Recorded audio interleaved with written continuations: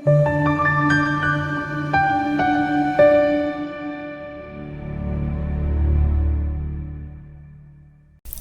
ukukhuluma nawe kuyi-channel igama ku-Pastor Ningisi bheka lo daba lamaphupho njengenjwayelo sicela ukuthi uzokubalekile yiba ngumlandeli le channel. Yes, siyabonga kakhulu ukuthi uyasubscribe but sicela kakhulu ukuthi ube umlandeli we-channel ngoba uma ungumlandeli kusho ukuthi you don't just subscribe and leave but you subscribe and remain kwi-channel la khona uvakashela khona ama-video ethu insuku zonke la suke sifaka khona. Okunye ngifuna uku-emphasize la ukuthi baningi abantu abangifonelayo and most of them they claim to be abalandeli be-channel okwenza ukuthi nathi simangale ukuthi hawu njani njengoba isibalo sabantu ababuka ama-video si between 100 and 200 yabo.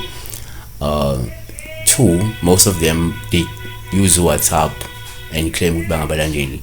Okunye okumangaza ukuthi ungathi ngumlandeli kodwa ngi-emphasize every day ngisho ngomlomo wami ukuthi abantu abasenze ama-calls ukuxhumana nami kodwa umuntu esenze uWhatsApp esethi ungumlandeli okungukuthi kungamanga ahlaza yabo ukuthi ungathi ungumlandeli kodwa unguWhatsApp futhi ekubeni ngikuchaza lokho yabo and kubhaliwe futhi la ngizansi emavideo ukuthi no WhatsApp, hayi ukuthi ngithi no WhatsApp, angithi mina ama-calls no WhatsApp senza ama-calls no WhatsApp, no ngithi calls bese ngapha kubhaliwe no calls. In recent videos kubhaliwe never use WhatsApp but then umuntu mesethi yena ungumlandeli but he or she can't even read ukuthi kubhaliwe ukuthi never use WhatsApp, noma he can't even hear me saying ungawusenzi WhatsApp. Ngiyamangaza sibheka la udaba luka user blah blah blah nje ngoba kubhaliwe at user something. So ngisacela ukubuza kuchaza Ukuphupha uteta ukuteta ukubeletha. Ngiyacabanga usho ukubeletha hayi ukuteta emhlane womuntu. Ukhuluma ngokubeletha abanye ukubeletha bakushada nyokuthi ngisawuteta usho ukuthi uyobeletha, giving birth. So kuyinto enhle ukuphupha ubeletha ngoba kuchaza izinto eziyigugu esuke zisa kulowo muntu osuke ephupha ebeletha. Kuvame ukuthi kuchaze lokho kuthiwa nje ukuphupha ulusha. Number 1 singathi thina uphupha ke la ngathi ukhulelwe bese uphupha ngathi uyabeletha. Lokho kusho ukuthi ungalindela isimo senhlanhla nesibusiso esikhulu nomvuzo okuyikhadla kwakho ngemuva kokubekezela nokulinda isikhathi eside. Amahubo 127 verse 3 uthi bheka abantwana abayifa elivela kuJehova, isithelo sesisu singumvuzo. 2, futhi uma uphupha ukhulelwe kuwuphawu luhluma usubeletha lusho ukuthi ungalindela umvuzo omuhle nokuthola impendulo zomkhuleko wakho. Kusho ukuthi ngenzeka usuke usukubuya impendulo zalento okade uyikhulekele, lento okade uyicela kuNkulunkulu noma uyicela khona. Samuel wokuqala chapter 1 verse 7, ngamkhulekela lo mntwana uJehova unginike lokho engakucela kuye.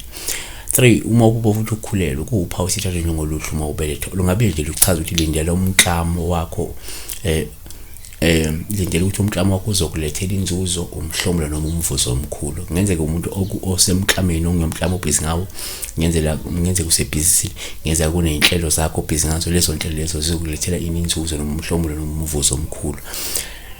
Izikronike zesibili chapter 15 verse 7, kepha nina yibani namandla zingadangali izandla zenu ngokuba umsebenzi wenu uyakuba nomvuzo wawo. 4, uma uphupha futhi ukhulelwe kuwuphawu olubi uma kunzima ukubeletha. Ungenzeka umntwana kaphume, longasho ukuthi ke inhlanhla nesibusiso sakho noma kumvuzo wakho ngabe usutholile njengamanje kodwa ke ubanjiwe umuntu ongalungile noma ubanjwe abathakathi. 5, futhi uma uphupha ukhulelwe kuwuphawu olubi uma kunzima ukubeletha. Lungasho nje ukuthi mhlawumbe kumele usuke uthole usizo ngoba mhlawumbe uvaliwe ukuthi ungaphumeleli noma kungabi lula ukuphumelela nakuba usebenza ngokukhulu kuyikhandla. Uyabona, kusho ngenzeka ukuyikhandla kwakho ngokulethela umvuzo omuhle ngenxa yokuthi uvaliwe. Uyabona. Number 6, uma uphupha futhi ukhulelwe kuwuphawu olubi uma unomhelo obuhlungu. Lokho kusho ukuthi lindela nje izinkathazo ezinkulu kodwa ezizondlula ngokusheshsha. Ngenzeka ukuthi uphuphe unomhelo kanti kusho ukuthi kunezinkathazo ezizayo kodwa ezizondlula. Kwabanye ngaba ukuthi mhlawumbe lezi inkathazo zizoza kuzolandela isibusiso ngemva kwezinkathazo lo muntu osuke ebhekene nazo ukuthi ngalindela mhlawumbe into eyisibusiso ngemva kokubhekana nobunzima nezinkathazo. 7, uma futhi ukhulelwe kuwuphawu oluhle uma ubeletha. lusho ukuthi uma ukuthi ngiyenzeka uvele ukhulelwe njengamanje, usuke uzobeletha ngempumelelo, usuke uzobeletha kalula, usuke uzobeletha ngaphandle kweyihibe. NgokaJohane 16:21, owesifazane nxa esebeletha ulusizi ngokuba ke sifikile isikhathi sakhe, kepha nxa esembelethile umntwana akabe sakhumbula ubuhlungu ngenxa yentokozo yokuba ke kuzelwe umuntu ezweni. Siyabonga kakhulu ke besibheka la ukuthi mawuphupha ubeletha, mawuteta, mawuphupha as if you are giving birth. Yeah. Siyabonga.